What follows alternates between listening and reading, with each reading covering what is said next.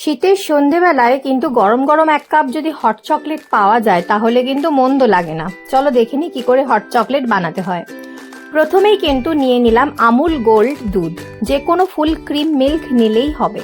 তারপরে লাগবে অবশ্যই ডার্ক চকলেট। আমি বর্নভিলে ডার্ক চকলেট নিয়েছি, তোমরা যে কোনো ডার্ক চকলেট নিতে পারো। ডার্ক চকলেটেই কিন্তু হট চকলেটের মেন স্বাদটা আসে, তাই ওটা না দিয়ে অন্য চকলেট দিও না। তারপরে তোমরা ইচ্ছে হলে চিনি অ্যাড করতে পারো, আমি করিনি। এটা সেই আমার অ্যানিভার্সারির চকলেট, তাই শেষ অংশটুকুর মায়া ত্যাগ করে সেটাও দিয়ে দিলাম।